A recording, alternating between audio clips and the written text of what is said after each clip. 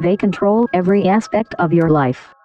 They control the money supply, the education, and medical systems. They control our food and water, the media. They create wars for money and to protect the systems they have set up.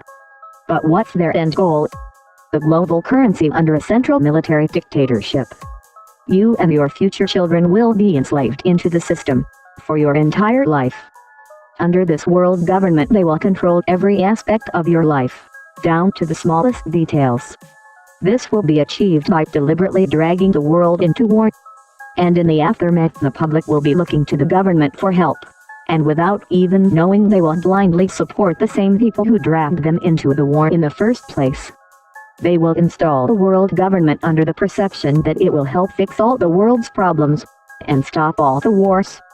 But it will be put there by the same people who intentionally create the problems. If we let it get to this, Earth will no longer be a pleasant place to live.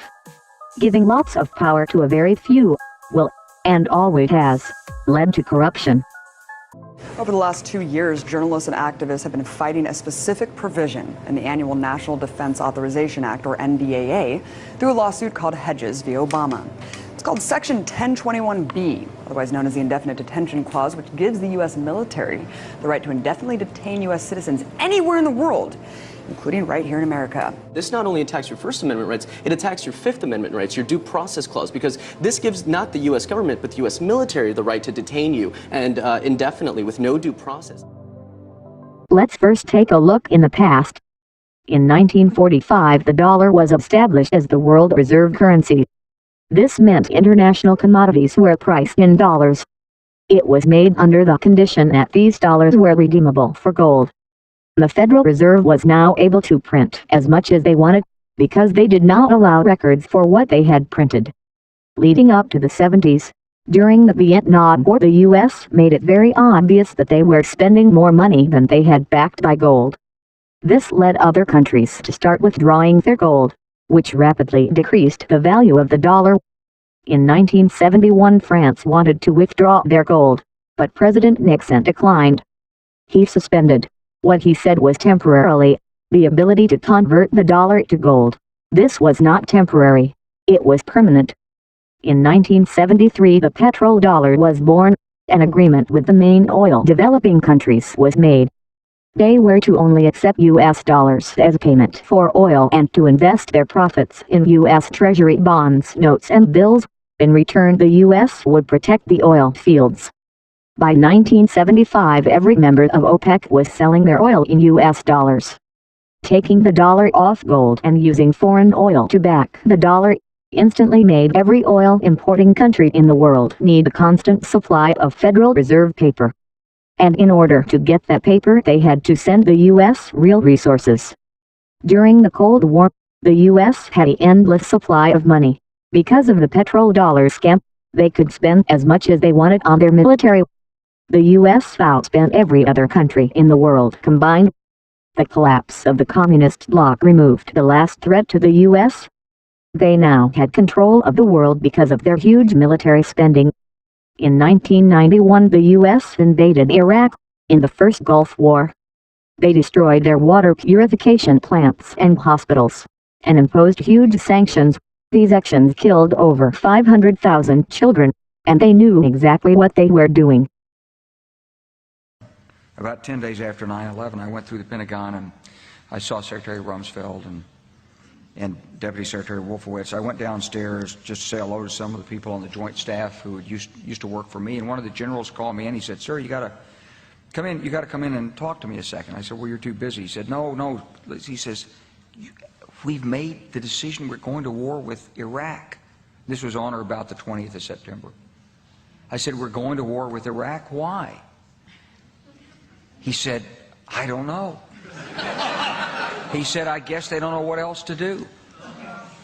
So I said, "Well, did they find some information connecting Saddam to Al-Qaeda?" He said, No. He says, "There's nothing new that way. They've just made the decision to go to war with Iraq." He said, "I guess it's like we don't know what to do about terrorists, but we've got a good military and we can take down governments." And he said, "I guess if the only tool you have is a hammer, every problem has to look like a nail." So I came back to see him a few weeks later, and by that time we were bombing in Afghanistan. I said, "Are we still going to war with Iraq?" And he said, "Oh, it's worse than that." He said, he reached over on his desk, he picked up a piece of paper, he said, I just got this down from upstairs," meaning the Secretary of Defense's office today, and he said, "This is a memo that describes how we're going to take out 7 countries in 5 years, starting with Iraq and then Syria, Lebanon, Libya, Somalia, Sudan, and finishing off Iran." The truth is about the Middle East is, had there been no oil there, it would be like Africa. Nobody is threatening to intervene in Africa. The problem is the opposite. We keep asking for people to intervene and stop it. And there's no question that the presence of petroleum throughout the region has sparked great power involvement. Whether that was the specific motivation for the coup or not, I can't tell you, but there was definitely, there's always been this attitude that somehow we could intervene and use force in the region. The thing you have to understand the most is, Russia and China have publicly stated that they will not tolerate an attack on Iran or Syria. They have said if Iran or Syria are attacked, they will retaliate. They have a mutual defense agreement. This will drag the world into war. We will all be divided on the conflict and fighting against each other. This is a projected agenda. That is why every day it looks like they are getting closer and closer to gaining public support for these attacks. The thing you have to understand the most is, Russia and China have publicly stated that they will not tolerate an attack on Iran or Syria. They have said they will attack the U.S. if Iran or Syria are attacked. This will drag the world into war. I frankly think that crisis initiation is really tough. And it's very hard for me to see how the United States president can get us to war with Iran. Which leads me to conclude that if, in fact, compromise is not coming, that the traditional way of America gets to war is what would be best for U.S. interests. Some people might think that Mr. Roosevelt wanted to get us into World War II, as David mentioned. You may recall we had to wait for Pearl Harbor. Some people might think Mr. Wilson wanted to get us into World War I. You may recall he had to wait for the Lusitania episode. Some people might think that Mr. Johnson wanted to send troops to Vietnam. You may recall he had to wait for the Gulf of Tonkin episode. We didn't go to war with Spain until the until the Maine exploded. And may I point out that Mr. Lincoln did not feel he could call out the Federal Army until Fort Sumter was attacked, which is why he ordered the commander at Fort Sumter to do exactly that thing which the South Carolinians had said would cause an attack. So if, in fact, the Iranians aren't going to compromise, it would be best if somebody else started the war. One can combine other means of pressure with sanctions. I mentioned that explosion on August 17th. We could step up the pressure. I mean, look, people, Iranian submarines periodically go down. Someday one of them might not come up. Who would know why? We can do a variety of things if we wish to increase the pressure. I'm not advocating that, but I'm just suggesting that this is not a either-or proposition. It's just sanctions has to succeed or other things. We are in the game of using covert means against the Iranians. We could get nastier at that. In November of 2000, Iraq started selling their oil in euros. They were making 15 to 20% more selling in euros rather than dollars. This was a direct attack to the U.S.-dominated money system.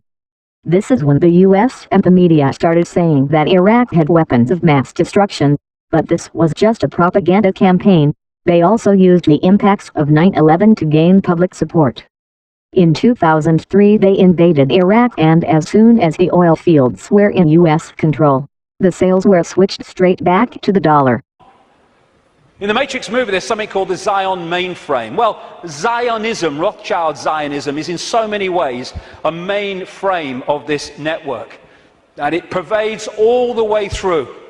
Obama's immediate handler is a guy called Rahm Emanuel. He has served in the Israeli army. He's the White House Chief of Staff. He does whatever he says. His father, Emanuel's father, was a terrorist in the Irgun terrorist group that bombed Israel into existence in 1948. This guy is the second handler in the White House. His name's David Axelrod, Rothschild Zionist, and he was the man who orchestrated the entire election campaigns of Obama against Hillary Clinton and then against John McCain. The main funder and orchestrator of the funding in terms of individuals of Obama was a guy called George Soros, Rothschild Zionist, who manipulates countries and uses his networks and funding to create coups in countries where they want to change the regime change.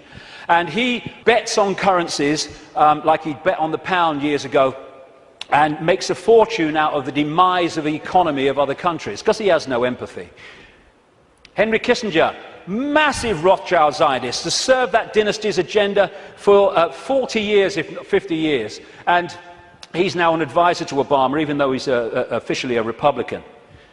The American economy, the American economic team, is led by Timothy Geithner, Treasury Secretary, Rothschild Zionist, and Larry Summers, Rothschild Zionist.